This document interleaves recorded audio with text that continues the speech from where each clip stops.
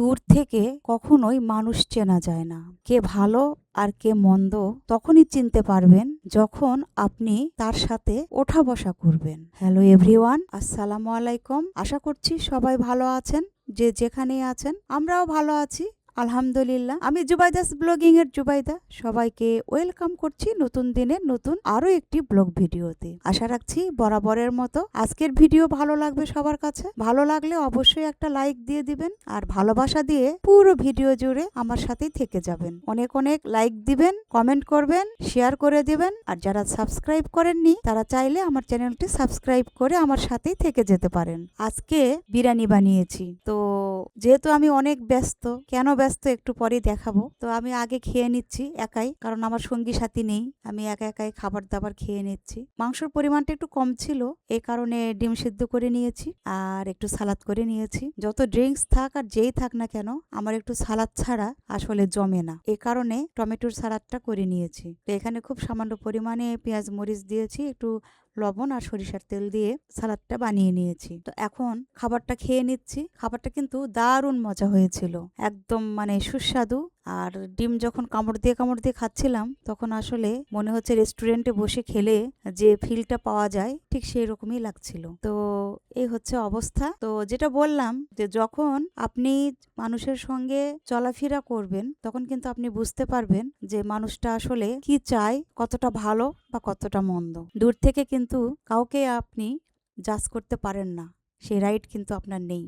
আপনাকে তার সাথে কথা বলতে হবে। কোনো মানুষকে যখন আপনি জাজ করবেন, তখন সেই মানুষের সাথে আগে কথা বলতে হবে, তার সম্পর্কে জানতে হবে, সে কেন এই কাজটা করেছে আর কেন বা করেনি। ব্যাপারটা ঠিক সেই রকম। কারণ হুট করেই কেউ কিন্তু কোনো কথা বলে না, অবশ্যই তার পেছনে কোনো কারণ থাকে। তো সে কারণটা না জেনে কাউকে আসলে দোষারোপ করাটা উচিত নয়। কারণ আগে জানতে হবে, তারপরে খুঁজে বের করতে হবে সে কেন এই কথাটা বলেছে আর তার দোষটা কোন জায়গায়। তবে দোষ তো মানুষের থাকবেই, দোষগুণ নিয়েই তো মানুষ।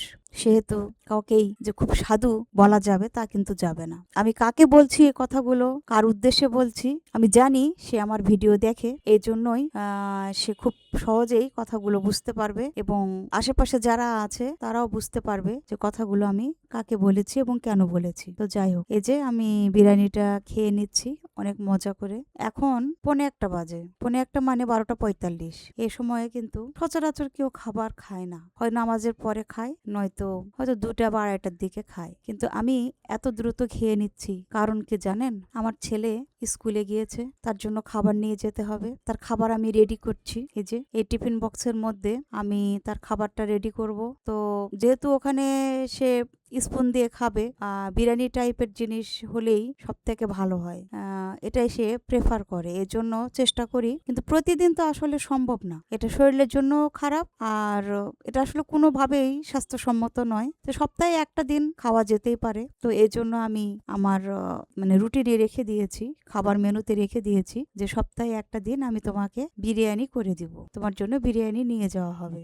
সে এখন আসলে খুবই প্রেশারের মধ্যে থাকে, স্কুল করে, তারপরে কোচিং করে, অনেক চাপ। কিছু কিছু সাবজেক্ট আছে যেগুলো আমি আলাদা আলাদা দিয়েছি, কিছু আবার কোচিং এও ক্লাস করে। তো কোচিং প্রাইভেট মিলেই তার চলছে, এজন্য দেখা যায় মাঝে মাঝে অনেকটা দেরি হয় আসতে। এজন্য সময় বুঝে কবে কোনটা দিলে তার জন্য সুবিধা হবে ঠিক সেভাবে আমি খাবারটা মেনশন করে নিয়ে যাই তার জন্য। তো এই যে বিরিয়ানিটা এখানে সেট করে নিয়েছি, এখন সুন্দর করে ব্যাগের মধ্যে মুড়ে নিব, নেওয়ার পরে ওভাবে নিয়ে যাওয়া হবে আর কি। তার স্কুল ছুটি হবে, তাকে নিয়ে আমি যাব। তার জন্য আমি কিন্তু আগেই খেয়ে নিলাম, তারপরে আমার একটা রেডি হওয়ার ব্যাপার আছে। কিন্তু যেহেতু মুসলমান মানুষ, সেহেতু তো আমাকে নামাজ কালাম আদায় করতেই হবে, এটাই স্বাভাবিক। খাবার রেডি করার পরে আমি নামাজ আদায় করব। ঠিক আমি এভাবেই বেঁধে নিয়ে একটা বড় ব্যাগের মধ্যে এটা নেওয়ার পরে নিয়ে যাই। আর এই যে একটা স্পুন, সেই স্পুন দিয়ে খাই। তো সবকিছু রেডি করলাম, রেডি করার পরে অজু করে যে এখন নামাজটা আদায় করব, জাস্ট শুধু আজানটা শুনতে পাই, ঠিক তখনই আমি নামাজ আদায় করে নিই, কারণ সময় ধরে বসে থাকার মতো সময় তো আমার নেই। এজন্য আজান কোথাও একটু আজান শুনতে পেলে আমি নামাজ আদায় করি, করার পরে রেডি হয়ে আমি আমার বাচ্চার কাছে চলে যাই। এই যে মা ছেলে যাচ্ছি আর রাস্তার পাশে দেখছি যে অনেক সুন্দর সুন্দর ফুল ফুটে আছে, আর সেটা ভিডিও করব না আর আপনাদের সাথে শেয়ার করব না, এটা কি হতে পারে বলেন? আমি শুধু দেখবো আর আপনাদেরকে দেখাবো না, এটা তো কখনো হতেই পারে না। তো জায়গাটা অনেকেই হয়তো চিনতে পেরেছেন, তো যারা চিনেছেন তারা তো ভালোই, তারা হয়তো আশেপাশেই থাকেন বা কখনো এদিকে এসেছেন। তো দেখেন ফুলগুলি কতটা সুন্দর, সামনেই ফেব্রুয়ারি মাস, ফুলের সমারোহ, কত রকম দিবস আছে যেখানে ফুল ছাড়া তো চলবেই না। তো দেখেন কত সুন্দর ফুল, ফুল তো সবাই ভালোবাসে, ফুল ভালোবাসা না যে সে তো মানুষের মধ্যে পড়ে না। আর আমরা সবাই মানুষ, আর সবাই আমরা ফুল খুবই পছন্দ করি, গাছে দেখতে ভালো লাগে, মাঝে মাঝে ছিঁড়তে ইচ্ছে করে, কিন্তু এটা তো নার্সারি, এখানে তো ফুল ছেঁড়া কখনোই সম্ভব না, কারণ এখানে যদি ফুল ছেঁড়া হয় তাহলে তো হাতটাই কেটে দিবে, এরকম একটা পরিস্থিতি, কি বলেন? ঠিক বলেছি না? তো এখানে যে লাল ফুলটা দেখছেন, এটা আসলে ফুল না, পাতাটাই এত সুন্দর যে মানে দেখে মনে হচ্ছে ফুল ফুটে আছে। আমিও ফার্স্টে ভেবেছিলাম যে ফুল ফুটে আছে, তারপর দেখি না, পাতার কালারটাই ওই রকম। আর এই যে কত রকমের ফুল, এত ভালো লাগছিল দেখতে, মনটা একদম খুশি হয়ে যায়। যখন এই রোড দিয়ে যাই তখন মনটা একদম খুশি হয়, এত ভালো লাগে, মনে হয় সবগুলো যদি বাসায় নিয়ে এসে রাখতে পারতাম। আসলে বারান্দাটা তো অনেক ছোট, যে 2-3-4টা গাছ লাগিয়েছি, তারপর আবার এখানে কাপড় শুকানো লাগে, এজন্য খুব বেশি ফুলের গাছ লাগাতে পারি না, তার পরিচর্যারও একটা ব্যাপার আছে। তো এই যে ফুটপাতের সাইড দিয়ে যে নার্সারি করেছে, গাছগুলো অনেক সুন্দর। আমি এখান থেকে অবশ্য অনেকগুলি গাছ কিনেছি, কতগুলো নষ্ট হয়ে গিয়েছে, কতগুলো আছে।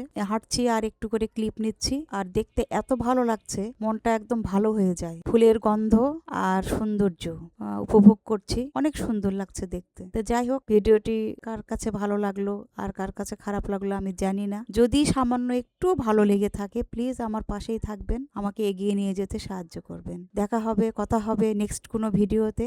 আজ আসি, আল্লাহ হাফেজ।